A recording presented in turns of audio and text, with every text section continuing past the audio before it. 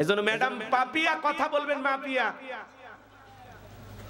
যা ইচ্ছা তাই বলবেন না। আমরাও বলতে পারি, কথা বলেন না কেন? রাগ করেন আপনারা? বিরক্ত হয়েছেন আমার কথা? হইলেই বা আমার সমস্যা কি? সম্মানিত ভাইয়েরা আমার, দিল দিয়া কথাগুলো বোঝার চেষ্টা করবেন। এইবার কারণ থেকে বলে সবদা, তোমার যা বলার তুমি বলো, আমি তোমার সাথে আছি। সবদা বলতেছে কারণ তুমি বৈশা করো, আমি যেহেতু দাঁড়িয়েছি বলার জন্য আমাকে বলতে দাও। এইবার সবদা ডেকে বলে জনগণ শোনো দিয়া মন, আমি জীবনে কোনোদিন মুসা নবীকে দেখি নাই। মুসা নবীর আলোচনা শোনার পরে আমার পাষাণ হৃদয় গইলে গেছে। আমি সিদ্ধান্ত নিয়েছি আর খারাপ কাজ করব না, অশ্লীল কাজ করব না। আমি তওবা করে ঈমান গ্রহণ করব। বলুন সুবহানাল্লাহ। আলেমদের ওয়াজ শুনে বেনামাজি নামাজি হয়ে যায়, সুদখোর ঘুষখোর ভালো হয়ে যায়, বেপরদায় চলা মা বোনেরা পর্দা করে, দাড়ি কাটা যুবকটা দাড়ি রাখে। অনেকেই মানুষগুলো সমাজে আছে, হাজার হাজার মানুষ আলেমদের ওয়াজ নসিহতের কারণে আল্লাহ পরিবর্তন করে দিয়েছে। বাংলাদেশের মসজিদের বয়ান আর ওয়াজ মাহফিল যদি না থাকতো, লন্ডন আমেরিকার মতো এই দেশের মানুষ হাফ প্যান্ট পরে ঘুরতো। যতটুকু সভ্য ভদ্র আছে এই মসজিদের বয়ান আর এই ওয়াজ নসিহত, কথা কয়। তবে আলহামদুলিল্লাহ অনেক দেশের তুলনায় আমার দেশের মা বোনেরা অনেক ভদ্র। মহিলাদের একটু ওয়াজ করা দরকার আছে না? এই যুবকদের জায়গায় যায় মহিলা পুরুষ একসাথেই হবে ইনশাআল্লাহ। রাগ করতেছেন নাকি আপনারা? এইবার সবটাকে বলতেছে আমি কালেমা পড়ে মুসলমান হয়ে যাব, আমি ঈমান গ্রহণ করব। এই কারণ কেন লাফালাফি করতে আছে আপনারা কি জানেন? এই কারণ গতকাল রাত্রিতে আমার বাড়িতে গেছিল, আমার 1 বস্তা টাকা দিয়েছে। এবার গোপন তথ্য ফাঁস করে দিচ্ছে, আরো 1 বস্তা টাকা দিবে বলে ওয়াদা করেছে। বিনিময়ে আমাকে এই কথা বলতে হবে, নবী মুসা দিনের বেলা ওয়াজ করে, রাতের বেলা আমি সবদার সাথে রাত কাটাই। আপনাদেরকে সাক্ষী রেখে বলতেছি, নবী মুসার চরিত্র ফুলের চাইতেও পবিত্র। ওই কারণ হলো আমি সবদার নিয়মিত ভক্ত। চিৎকার মেরে বলুন আল্লাহু আকবার। ওয়া মাকারু ওয়া মাকারাল্লাহ আল্লাহু খায়রুল মাকিরিন। খেলাকার যে গর্ত করেছে নিজের গর্তে নিজেই পড়েছে। যারা আলেমদের বিরুদ্ধে মিথ্যা সাক্ষী আদালতে হাজির করত, ওরাও সাক্ষী দিয়ে বাহিরে এসে বলে হুজুর নির্দোষ। কোরআনের পাকে আল্লামা সাঈদীর বিরুদ্ধে যে হিন্দু মানুষটাকে সাক্ষী হিসেবে দাঁড় করা হয়েছিল, কোরআনের পাখির বিরুদ্ধে সাক্ষী না দিয়ে পালিয়ে গেছে। কথা কোন ঠিক কিনা?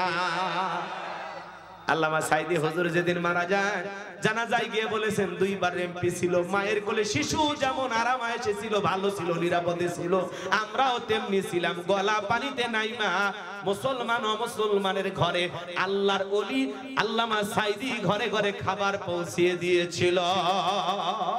এই সোনার মানুষটাকে 13 বছর বন্দী রেখে ভারতের ইশারায় যারা পরিকল্পনা করে হত্যা করে বিদায় করে দিয়েছে, 1 বছর পার হয়নি, ক্ষমতার চেয়ার রেখে ওরা পালিয়ে গেছে। ঠিক না? ওই 1 আগস্ট মাসে আল্লামা সাঈদীর বিদায় নিয়েছে। ওই আগস্ট মাস আসার পরে ওদেরও ক্ষমতার চেয়ার থেকে বিদায় হতে হয়েছে। যে মানুষটা এত সুন্দর হাসি দিল, সুস্থ ছিল, সেই মানুষটা এইভাবে যেতে পারে না, পরিকল্পনা করেই হত্যা করা হয়েছে। এটা আমরা বিশ্বাস করি। আল্লাহ যেন তাকে শহীদ হিসেবে কবুল করেন। জোরে বলুন আমিন। সাঈদীর প্রেম ভালোবাসা আমাদের কলিজায় আছে না নাই? আল্লামা সাঈদী তুমি মরনি, শহীদ হয়েছ তুমি এটাই জানি। আল্লামা সাঈদী তুমি মরনি, শহীদ হয়েছ তুমি এটাই জানি। কথা বলে ঠিক কিনা?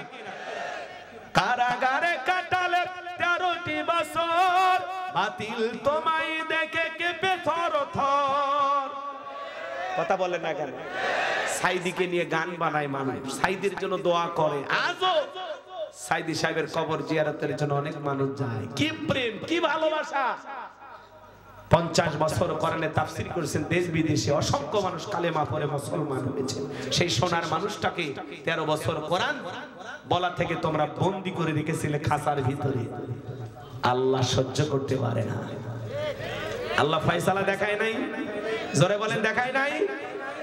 আল্লামা সাঈদী হুজুরকে আল্লাহ যেন জান্নাতের উচ্চ মাকাম দান করেন। জোরে বলুন আমিন। কষ্ট হচ্ছে মনে হয় আপনাদের, মন খারাপ করবেন না। আল্লাহর নবী মুসা আলাইহিস সালাম ডেকে বলে আল্লাহ চাইতে গেছিলাম যাকাত আর আমার বিরুদ্ধে এত বড় মিথ্যা অপবাদ মানা যায় না। আল্লাহ গো সেই সম্পদের বড়াই কারণ করেছে সেই সম্পদ সহ যেন জমিন কারণকে গ্রাস করে ফেলে। আল্লাহ আপনি দোয়া কবুল করেন। পয়গম্বরের দোয়া আল্লাহ কবুল মঞ্জুর করলেন। এইবার কারণে ধন সম্পদ সহ যখন হাঁটু পর্যন্ত জমিনের ভিতরে চলে গেছে ও বলে ব্যাপার না, দেহে শক্তি আছে, লাফতে উঠতে পারবো। কোমর পর্যন্ত মাজা পর্যন্ত যখন জমিনের ভিতরে চলে গেছে ও বলে ব্যাপার না, উঠতে পারবো। গলা পর্যন্ত যখন কারণের সম্পদ সহ কারণ জমিনের ভিতরে চলে গেছে, জমিন যখন কারণকে গ্রাস করে ফেলতেছে, ওই সময় ডেকে বলে ও নবী মুসা ধন সম্পদ যা আছে সব তোমার আর তোমার আল্লাহ, তুমি নিয়ে যাও, জানটা একটু ভিক্ষা দাও। নবী মুসা আলাইহিস সালাম ডেকে বলে আল্লাহুস সামাদ, আমার আল্লাহ অমুখাপেক্ষী, আমার আল্লাহ কারো কাছ থেকে কিছু নেয় না, আমার আল্লাহ দিয়েই যায়। কারণে মরার আগে শুনে যা তোর ধন সম্পদের বড় বড়াই এই পৃথিবীর জমিনে তোর মতো যারা সম্পদের বড়াই করবে, কৃপণতা করবে, আল্লাহ রাস্তায় খরচ করবে না, কঠিন কিয়ামতের ময়দানে তুই কারণের কাতারে দাঁড় করে আল্লাহ তাদেরও বিচার করবে। আজও পৃথিবীর জমিনে যারা কৃপণতা করবেন, সূরা তাওবার ভিতরে আল্লাহ স্পষ্ট জানিয়ে দিয়েছেন, যারা স্বর্ণ রূপা টাকা পয়সা জমা রাখে, আল্লাহ রাস্তায় খরচ করতে চায় না, আমার আল্লাহ বলেন তাদের জন্য রয়েছে আযাবের সুসংবাদ। এই জন্য বলতে চাই বাজান গো আমার, জাহান্নামের আযাব আর শাস্তি থেকে যদি বাঁচতে চান, হিসাব করে বছরে একবার যাকাত দেওয়ার দরকার আছে না? না, যাকাত হলো আর্থিক ইবাদত। আল্লাহ যে আমাকে যাকাত দাতা হিসেবে কবুল করেছে, আলহামদুলিল্লাহ। হোক না 1000 2000 সম্পদ অনুযায়ী, হোক না 5000 10000, তাতে কোনো সমস্যা নাই। আপনি হিসাব করে করে বছরে একবার যাকাত দেবেন। আরে ভাই, যাকাত দাতাদের তালিকা বা যাকাত দেওয়ার মতো তৌফিক আল্লাহ যে আপনারে দিয়েছে, এটা শুকরিয়ার বিষয় না যে আমি একজন যাকাত দাতা, আলহামদুলিল্লাহ। এই সুন্দর একটা ইবাদত, এই ফরজ একটা ইবাদতে আল্লাহ আমাকেও কবুল করেছেন। এই জন্য শুকরিয়া আদায় করে আল্লাহকে রাজি খুশি করার জন্য প্রত্যেক বছর হিসাব করে যাকাত দেবেন। আর না দিলে আপনার এই সম্পদ সাপ হয়ে, বিষাক্ত সাপ হয়ে আপনাকে সবল মারবে, আপনার এই সম্পদ জাহান্নামের শাস্তির কারণ হবে। আর যাকাত দিলে ধনীর ধন কমে না বাড়ে, আল্লাহ সম্পদকে বৃদ্ধি করবে, সম্পদকে বৃদ্ধি করে দেবেন। বলুন সুবহানাল্লাহ। যাকাত দিলে সম্পদ কমে না বাড়ে। তাহলে প্রত্যেক বছর হিসাব করে যাকাত দিবেন। আল্লাহ যাকাত দেওয়ার মতো অর্থ আপনাদেরকে দান করুন, জোরে বলুন আমিন। এইবার 4 নাম্বার গুনাহ বলি, ওয়াল্লাযীনা হুম লিফুরুজিহিম হাফিজুন। আর যাকাত দেওয়ার ব্যাপারে কি কিছু বলবেন? সর্বশেষ একটি পরামর্শ, এই ছেলেবেলে ওটা ভাষা করে কয়েকটা মিনিট দাও শোনা, বাকি আলোচনা তোমাদের জন্যই হবে ইনশাআল্লাহ। এদিক খেয়াল কর। কবে যাকাত ভিত্তিক অর্থনীতি চালু হবে জানি না। এই গ্রামের নাম কি? বিষ্ণুপুর। এই গ্রামে ধনী মানুষ নাই, 20 জন হোক 30 জন হোক, যাকাত দেওয়ার মতো ধনী আছে তো? এই সব ধনীরা যাকাতের টাকা এক জায়গায় করবে, মসজিদ বানানোর জন্য এক জায়গায় হন, কোরআনের মাহফিল দেওয়ার জন্য এক জায়গায় হন। তো যাকাত একটা ফরজ ইবাদত, এই ব্যাপারে সবাই এক জায়গায় হবে। 20-30 জন ধনীর টাকা এক জায়গায় করবে, এক জায়গায় করে ধরেন 40 লাখ হোক আর 50 লাখ টাকা হোক, এই গ্রামের সবচাইতে দরিদ্র মানুষদের তালিকা করে 30 জনের মধ্যে ওই যাকাতের টাকাটা এই বছর বন্টন করে দেন, দিয়ে বলবেন ভাই এটা দিয়ে কিছু একটা করো, যে কোনো একটা কাজকর্ম করো, আর কারো কাছে ভিক্ষা করো না, চাওয়া চাই করো না, কথা কর না। এই বছরে 30 জন, পরের বছর 30 জন, এইভাবে কি হলো 5 বছরে 150 জন মানুষ এই গ্রামে স্বাবলম্বী হয়ে গেল, দারিদ্র মুক্ত হয়ে গেল, তারা আর অভাবী থাকলো না। এরকম প্রস্তুতি নেওয়া যায়। 5 বছরে একটা গ্রাম দারিদ্র মুক্ত হয়ে যাবে, একটা ভিক্ষুকও থাকবে না, একটা গরিবও থাকবে না ইনশাআল্লাহ। এরকম উদ্যোগ কি আমরা নিতে পারি? কিশোরগঞ্জে এক গ্রাম, গ্রামের নামই হলো হাসি খুশি গ্রাম, হাসি খুশি গ্রাম। ওই গ্রামের মানুষ এই উদ্যোগ নিয়েছে, ওই গ্রামে আর কেউ অভাবী নেই। সুবহানাল্লাহ। আপনারা এই উদ্যোগটা নিতে পারেন, আল্লাহ কবুল করেন, জোরে বলেন আমি। এবার চলেন 4 নাম্বার গুনাহ বলি, ওয়াল্লাযীনা হুম লিফুরুজিহিম হাফিজুন।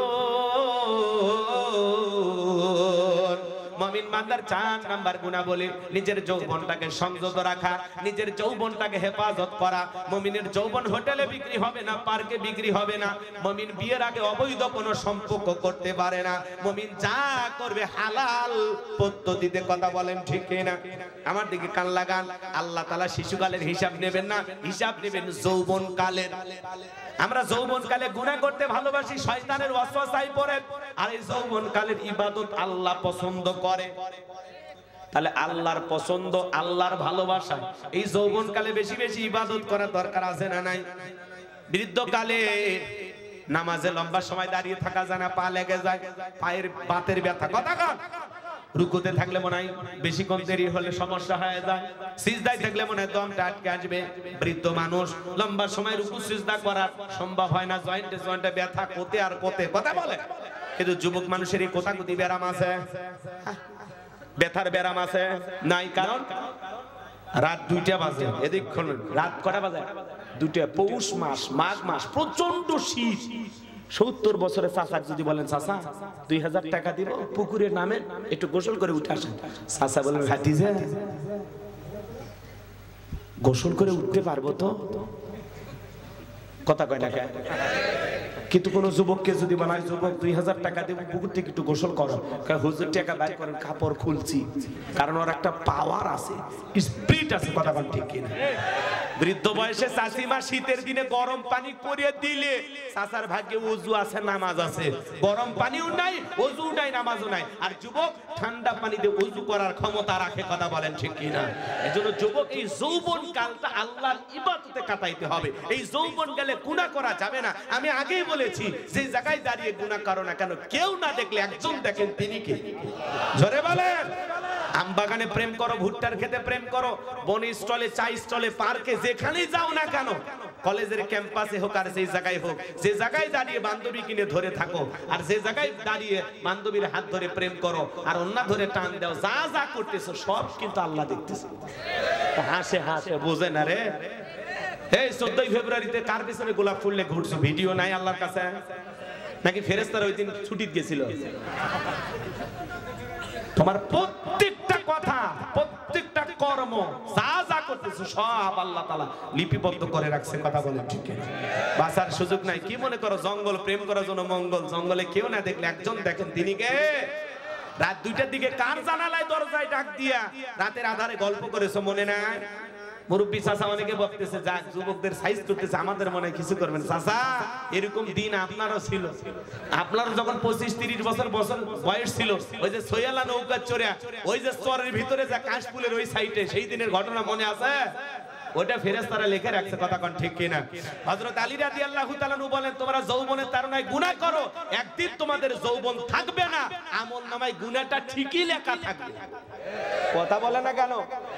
এজন্য যুবক তোমাদের পরিবর্তন হওয়া লাগবে। এই যৌবন কালে আল্লাহর ইবাদত করে কাটাইতে হবে। যৌবনের পুরোটা সময় আল্লাহর প্রেমে, আল্লাহর ভালোবাসায়, আল্লাহর ইবাদতে, দাসত্ব আর গোলামিতে কাটাইতে হবে। প্রেম করার জন্য দুনিয়াতে আসিনি। প্রেম যদি করা লাগে আল্লাহর সাথে, রাসূলের সাথে, কোরআনের সাথে। কথা বলে ঠিক কিনা? কার সাথে প্রেম করব? আল্লাহর সাথে প্রেম করলে কোনোদিন ব্যর্থতা নাই, কোনোদিন ছ্যাঁকা খাওয়া লাগবে না। আর দুনিয়ার নারীর সাথে প্রেম করবি, ছ্যাঁকা হয় বেকা হয়ে করবি, গাঞ্জা খাবি আর গান গাবি। আজও প্রতিরা জায়গা থাকি শেফালিকে পাওয়ার আশা। কথা কন নাকি আপনারা? যৌবনের পরীক্ষা দিয়েছিলেন আল্লাহর নবী ইউসুফ আলাইহিস সালাম। কি নাম বললাম? এই যুবক কান দিয়া মন দিয়া শোনো, আমি তোমাদের উদ্দেশ্যে কথাটা বলে দিয়া যায়। 10টা দরজায় জুলেখা তালা মারছে, গোপন একটা কক্ষে নিয়ে যায়, কাছে যায় বলে দিলে বড় জ্বালা রে, পাঞ্জাবিওয়ালা হুজুর তো কিছুই বোঝে না, হুজুর সবই বোঝে, নারীর ছলা কলা বোঝে না। কথা বলেন, কথা বলেন। এইবার জুলেখা কাছে যারা বলে, ইউসুফ তোমার চোখ দুটা ভারী সুন্দর। ইউসুফ আলাইহিস সালাম ডেকে বলেন, এই চোখ যে আল্লাহ সৃষ্টি করেছে সে আল্লাহকে ভয় করো। জুলেখা নিজের কাপড়গুলো ছিঁড়ে ছিঁড়ে দেবতার মুখগুলো ঢাকে। ইউসুফ নবী ডেকে বলে, কাপড়ে ঢাকিলে তুমি দেবতার মুখ, কি দিয়া ঢাকিবা তুমি বিধাতার মুখ। এইবার জুলেখা কাছে আসে, কি যেন বলতে চাই, ইশারা ইশারায় নবী ইউসুফ ডেকে বলে, আল্লাহ। জুলেখার মনের অবস্থা আমি বুঝতে পেরেছি। গোপন কক্ষে ইউসুফ নবী আর জুলেখা ছাড়া কেউ নাই। এরকম চান্স পেলে যুবকেরা কি করতো? নফল নামাজ পড়তো, তাই না? আমার ভাইয়েরা, যে কথা বলতে চাচ্ছিলাম, এইবার নবী ইউসুফ আলাইহিস সালাম আল্লাহর ভয় অন্তরের মধ্যে ডেকে বলে, আল্লাহ জুলেখার মনের অবস্থা আমি বুঝতে পেরেছি, একমাত্র আপনি পারেন আমাকে এখান থেকে রক্ষা করতে। আল্লাহর পয়গম্বর আল্লাহকে স্মরণ করলেন, কাকুতি মিনতি সহকারে আল্লাহকে ডেকে বলেন, আল্লাহ নিজের ইজ্জতকে বাঁচানোর জন্য দৌড় মারার দায়িত্ব আমার, আর আপনার কুদরত থেকে তালা খুলে দেওয়ার দায়িত্ব আপনার। আজ করুনি আজ করুকুম আশকুরুলি ওয়ালা তাকফুরুন। আল্লাহ বলে, গোলাম তোমরা আমারে স্মরণ করো, আমি আল্লাহ তোমাদেরকে স্মরণ করব। যে বান্দা যত বেশি আল্লাহকে স্মরণ করবে, বিপদে পড়ে সর্বপ্রথম মা বাপ না ডাইকা, বন্ধু বান্ধব না ডাইকা, ফেসবুকে পোস্ট না কইরা আল্লাহকে স্মরণ করবা। তুমি যদি খাঁটি আল্লাহর গোলাম হয়ে থাকো, ওই বিপদ থেকে সর্বপ্রথম আল্লাহ তোমাকে উদ্ধার